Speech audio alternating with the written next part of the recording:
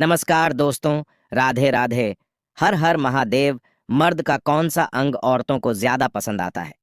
आखिर वह कौन सा अंग है जिसे औरत सबसे ज्यादा जरूरी समझती है?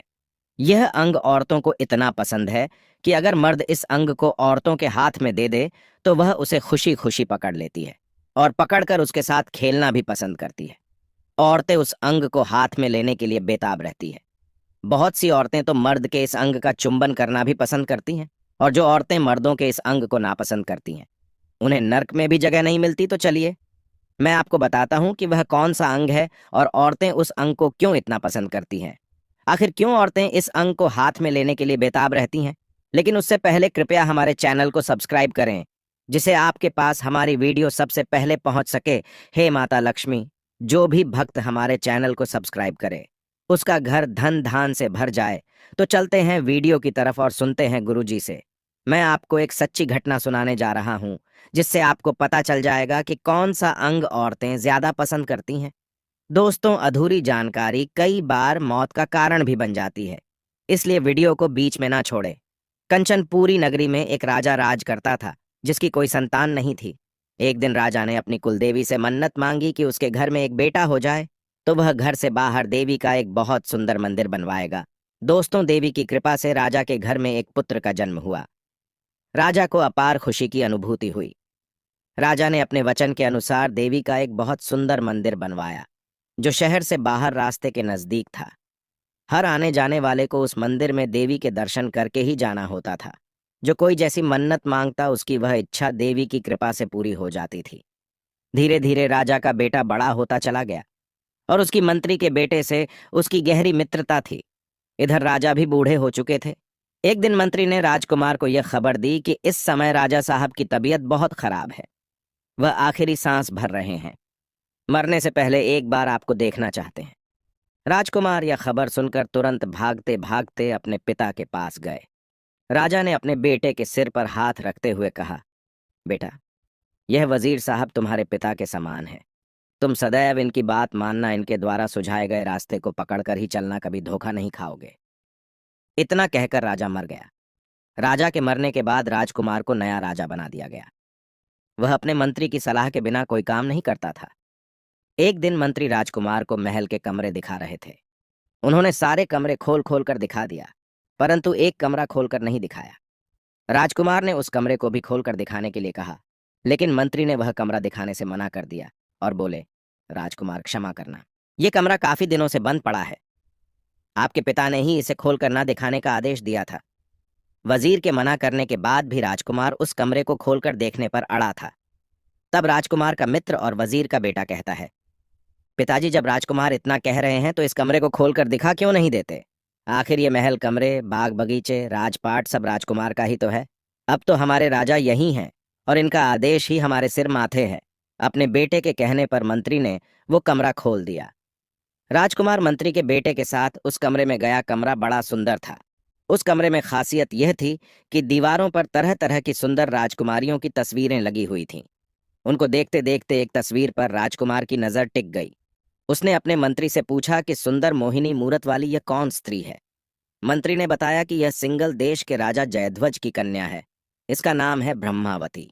इसके रूप रंग की जितनी प्रशंसा की जाए उतनी ही कम है।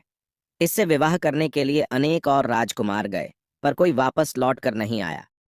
राजकुमार कहने लगा, मंत्री जी, मैं भी आज से एक प्राण करता हूं कि मैं ब्याह करूंगा तो इसी राजकुमारी से, वरना जीवन भर कुंवारा बैठा रहूंगा। राजकुमार का वजीर के बेटे ने भी समर्थन किया। हाँ मित्र, यही राजकुमारी तुम्हारी पत्नी बनने के योग्य है। दोस्तों, नया नया खून था, किसी युद्ध से अभी तक सामना नहीं हुआ था, इसलिए उनका रक्त उबाले मार रहा था।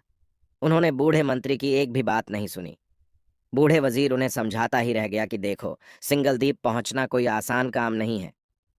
7 समुद्र को लांघ कर ही वहां जाया जा सकता है, और यदि वहां किसी तरह से पहुंच भी गए तो राजकुमारी तक नहीं पहुंच पाओगे। ऐसे असंभव कार्यों को करना मूर्खता होगी। मंत्री के बार बार समझाने पर भी यह दोनों नहीं रुके। उसने वजीर के बेटे को अपने साथ लिया और रास्ते के लिए कुछ जरूरी सामानों को रखकर घोड़े पर सवार होकर दोनों चल दिए। चलते चलते पूरा दिन बीत गया।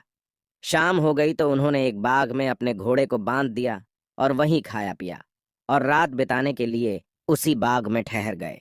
जब मध्य रात्रि का समय हुआ तो एक परियों का उड़न खटोला उसी बाग में आकर उतरा।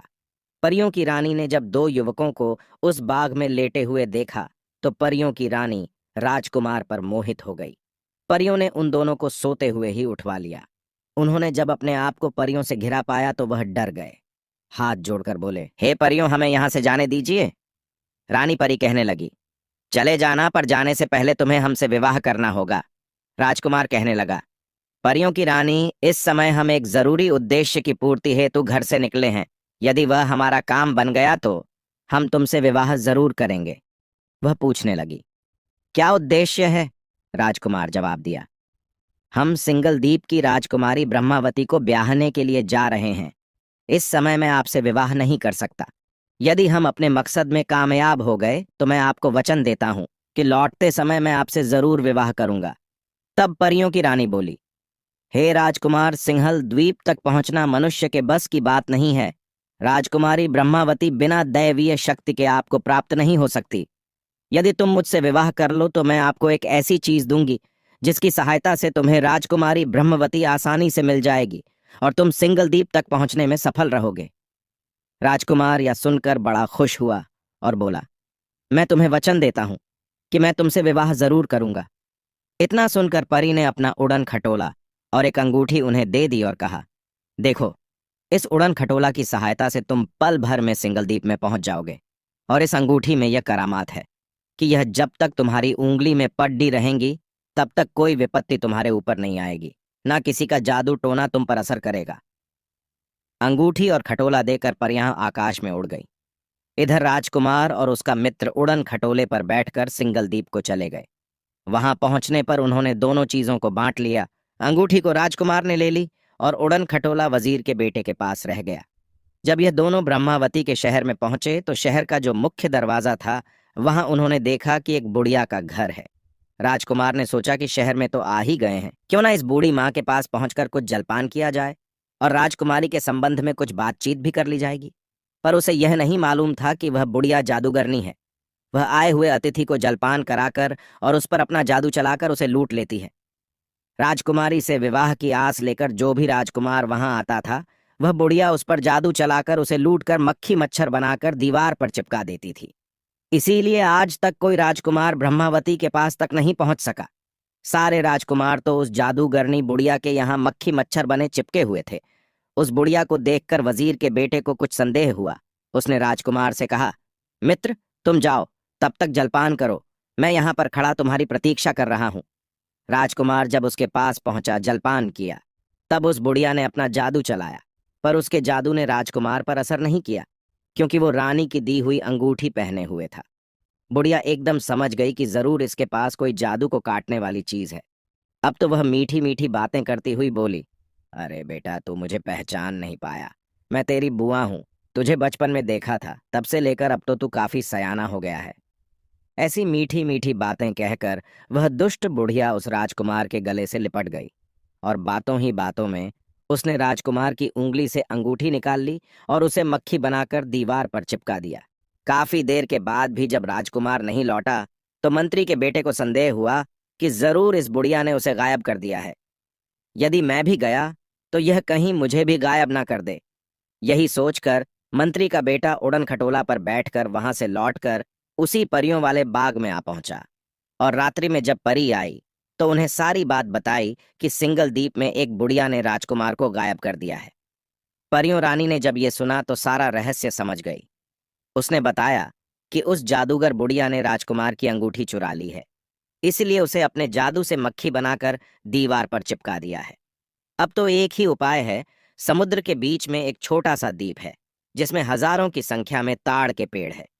वह ताड़ का बागीचा हिंसक पशुओं, शेर, चीता आदि से भरा पड़ा है।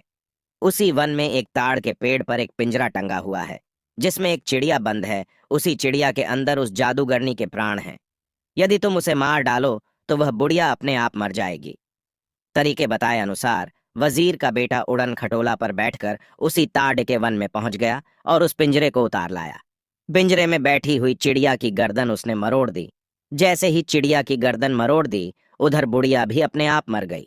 अब तो वजीर का बेटा उस बुढ़िया के घर पहुंचा तो देखा बुढ़िया मरी पड़ी है। उसने तुरंत उसके हाथ से अंगूठी निकाल ली। राजकुमार ठीक होकर दीवार से छूटकर नीचे गिर पड़ा। उसने अब तक जिन राजकुमारों को मक्खी मच्छर बनाया था वह सब ठीक हो गए। उन सब ने मंत्री के बेटे का बड़ा आभार प्रकट किया कि तुमने आज हमें इस बुढ़िया के बंधन से आजाद कर दिया। अब हम अपने देश लौटकर अपने माता पिता भाई बहन से मिल सकेंगे। मुद्दतें हो गई झोपड़ी में मक्खी मच्छर बने हुए, सबकी आंखों में खुशी के आंसू थे। वह बार बार उन दोनों को धन्यवाद दे रहे थे। इसके बाद उन्होंने वहीं पर बारात सजाई और उन समस्त राजकुमारों को बाराती बनाया और बारात लेकर रानी ब्रह्मावती के द्वार पर पहुंच गए। बड़ी धूमधाम से ब्रह्मावती के साथ विवाह हुआ और अपने देश को लौट आए।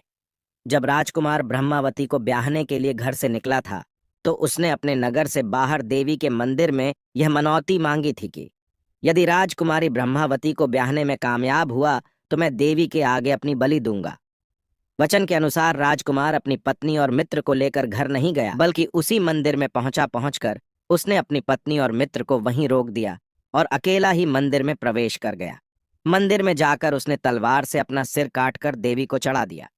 काफी देर के बाद भी जब वह मंदिर से लौटकर नहीं आया तो उसका मित्र वजीर का बेटा उसे देखने के लिए गया। वहां पहुंचकर मित्र का कटा हुआ सिर देखा तो वह घबरा उठा। उसने सोचा कि यह दुनिया बड़ी बुरी है, कोई यह तो समझेगा नहीं कि उसने अपना सिर स्वयं चढ़ाया है। सब यही कहेंगे कि राजकुमार की सुंदर स्त्री को देखकर वजीर के बेटे की नीयत खराब हो गई, इसलिए उसने अपने ही मित्र का कत्ल कर दिया। इससे तो अच्छा है कि यह कलंक लगने से पहले मैं भी अपना सर काट दूं। इतना कहकर वजीर के बेटे ने भी तलवार से अपना सिर धड़ से अलग कर दिया। काफी देर के बाद जब मंत्री का बेटा भी लौट कर नहीं आया तो राजकुमारी ब्रह्मावती स्वयं उन्हें देखने के लिए गई। वहां का नजारा देखकर वह भी हैरान थी। उसके पति और उसके मित्र के सिर कटे पड़े थे। ब्रह्मावती सोचने लगी कि दुनिया वाले मुझे हत्यारिन समझेंगे, मुझ पर कलंक लगाएंगे कि जरूर इसका किसी पर पुरुष से संबंध होगा, इसीलिए इसने अपने पति और उसके दोस्त की हत्या कर दी। ये कलंक लगने से अच्छा है कि मैं भी मर जाऊं। इतना कहकर उसने तलवार से जैसे ही अपना शीर्ष काटना चाहा, देवी तुरंत प्रकट हो गई और उसका हाथ पकड़कर कहा, पुत्री ठहरो, मैं तुमसे बहुत प्रसन्न हूं, वरदान मांगो, तुम जो मांगोगी वह मैं तुम्हें दूंगी। राजकुमारी कहने लगी, हे मां, मेरे पति और उसके दोस्त को जीवित कर दो, मुझे और कुछ नहीं चाहिए। देवी ने कहा, पुत्री, मैं इन दोनों को अभी जीवित कर देती हूं, तुम इन दोनों के शीश उठाकर इनके धड़ों से मिलाकर रख दो। फिर ब्रह्मावती ने वैसा ही किया, लेकिन जल्दी जल्दी में उसने एक का असर दूसरे के धड़ पर मिला दिया। देवी ने उन दोनों को जीवित कर दिया। अब उसने देखा कि यह क्या हो गया। मेरे पति के शरीर पर मंत्री के बेटे का सर जुड़ गया। अब क्या करूंगी, किसे अपना पति स्वीकार करूं? ब्रह्मावती असमंजस में पड़ गई और कहने लगी, ही मां, मैं तो आज स्वयं ही धर्म संकट में फंस गई। एक के ऊपर मेरे पति का सिर लगा है और धड़ उसके मित्र का है। वह दोनों उस स्त्री के लिए झगड़ने लगे। एक कहता, ये मेरी स्त्री है, दूसरा कहता, ये मेरी स्त्री है। अब तो वे दोनों झगड़ते हुए फैसला कराने के लिए राजा विक्रमादित्य के दरबार में पहुंचे तो राजा विक्रमादित्य ने समझाया, देखो, नदियों में उत्तम गंगा है, पर्वतों में उत्तम सुमेरु पर्वत है, वृक्षों में कल्प वृक्ष है और अंगों में प्रमुख सिर हैं। एक हाथ ना रहे तो भी मनुष्य जिंदा रह सकता है, दो हाथ ना रहे तो भी जिंदा रह सकता है, दोनों पैर कट जाए तो भी जीवित रह सकता है, पर यदि सर ना रहे तो शरीर प्राणहीन हो जाता है। इसीलिए जिस धड़ पर राजकुमारी के पति का सिर है वहीं उसका पति है। सिर के बिना कुछ नहीं है। अब तो ब्रह्मावती ने जिस पर अपने पति का सिर रखा था उसे ही अपना पति मान लिया और उसने जाकर रानी से अपना विवाह कर लिया। दोस्तों, इस प्रकार दोनों अपने नगर लौट आए। दोस्तों, अब तो आप समझ ही गए होंगे कि पत्नी के लिए पति का कौन सा अंग जरूरी होता है। दोस्तों, वीडियो अच्छी लगे तो लाइक करके चैनल को सब्सक्राइब करें और साथ ही कमेंट में हर हर महादेव लिखना ना भूलें। धन्यवाद।